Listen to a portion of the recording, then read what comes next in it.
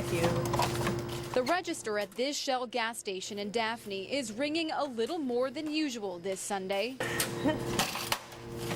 They'll go right on back there and get it and come back to the front with it.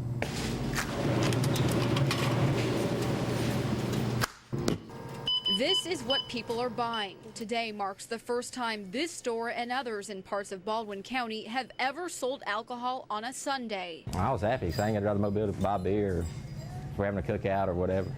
Marion Dolive agrees. Buying alcohol in Daphne means less time spent on the road. I mean, it saves a lot of people a lot of trouble with driving to Pensacola or to Mobile.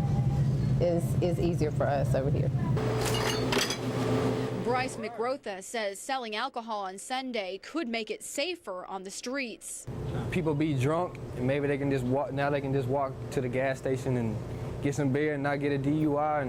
While some stores are busy chilling their beer on ice, other stores are refraining from selling at all. But I can't sell it until my company gives me the go-ahead. So, and they hadn't yet, so I'm not selling. We found stores in Daphne and Spanish Fort that weren't selling alcohol, even though voters there approved it.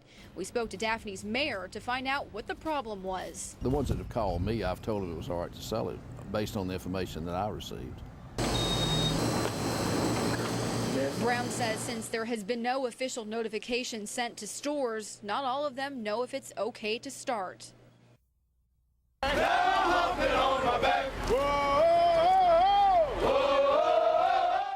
From the sidewalks of a downtown Chatham street, these parade goers watch a group of National Guard pound the pavement in harmony. The 711th Signal Battalion has just weeks left before they will be activated on a mission to Iraq. I was happy to see them in uniform, but also sad because I know they're leaving, going over there. The unit is marching in the city's annual Christmas Day parade. Many people who came out to watch say they are proud that Chatham will be representing the United States in its freedom-fighting efforts. I'm proud, but I don't want to see none of them get hurt. Because, I mean, all of them are friends and neighbors. Nathan Dees served in the Gulf War in 1991. Now, when he goes to the Middle East, his son Tyler will be going too. My advice to him is to just let his training take over, you know, and just focus in on what he's got to do, and it all go by fast. The fact he's been there before and this is his second go-round, so he's got a leg up on everyone else. But that's not only he can give me more information, but everyone in our company also. The city of Chatham is honoring the men and women in the unit with a resolution declaring December 6th the 711th Signal Battalion Day. The people of Chatham are proud of their commitment to the freedom of our country and the rights of all people throughout the world. Sergeant Christopher Darnell Gibson. For now, the members of the 711th look forward to spending their last few weeks at home with loved ones. In Chatham, Leanna Orsua, News 5. Hello, nice people, greetings!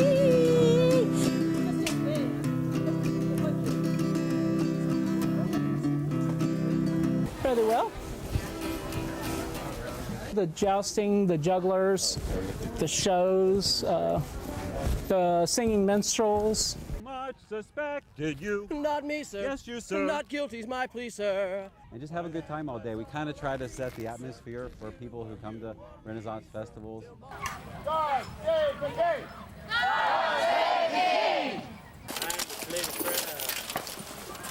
When you know that you're cheating fate, you get to the end of the list and you realize that you made it through. It's like no feeling in the world. The impact's real, the bruises are real, and the sweat, blood, and tears is real. Oh, did you see it hit there too? Yeah. Oh, I felt it.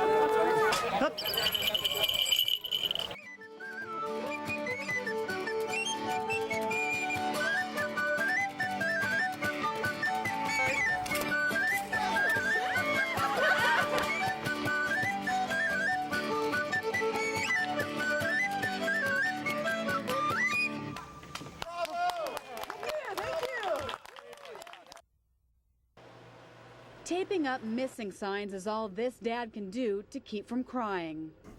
And around 4:15 in the morning, I got a phone call from the babysitter saying the kids were gone. That call came Monday morning from babysitter Anna Harris. The children were staying at her house while their dad was at work. I thought we were asleep.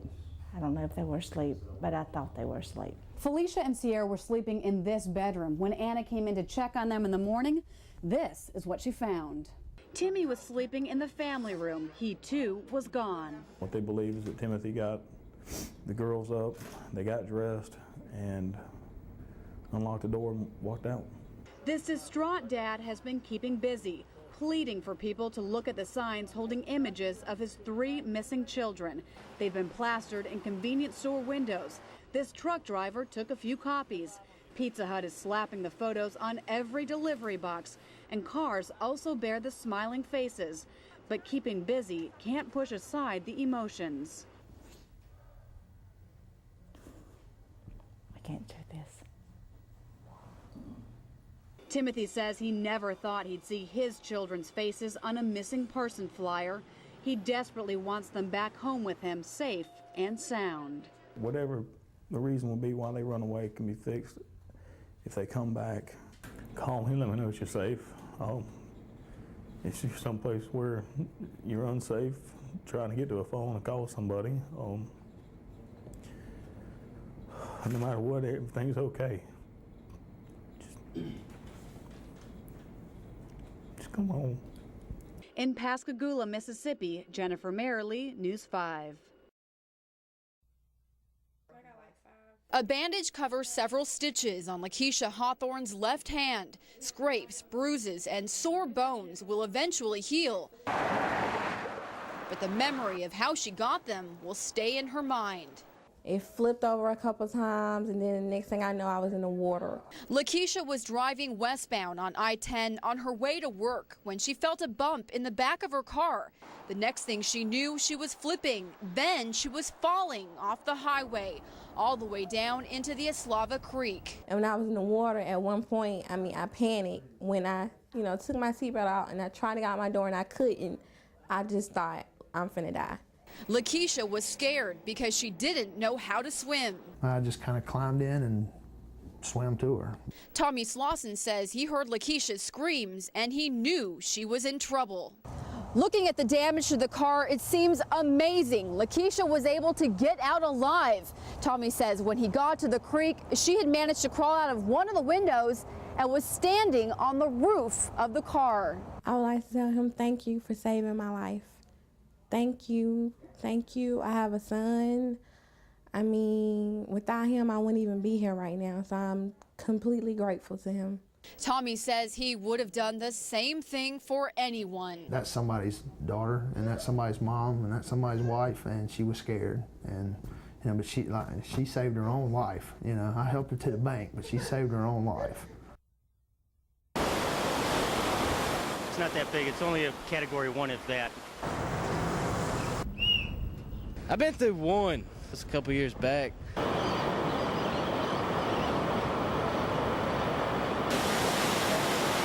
They're catching all kinds of sharks over here, right about 20 feet away from where he's at. It's good over there. All right, hold on. Everyone's catching sharks. Bring it on, Bonnie.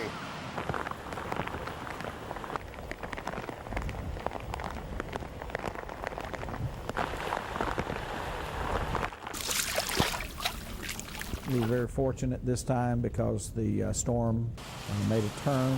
We've sustained just virtually no damage at all.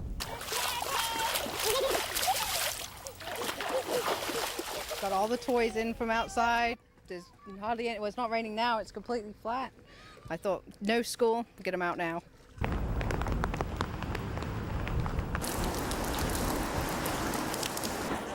Right now, I believe our count is up to either 210, 205, 210, and we can take up to about 305. It's scary we're going to lose everything we have.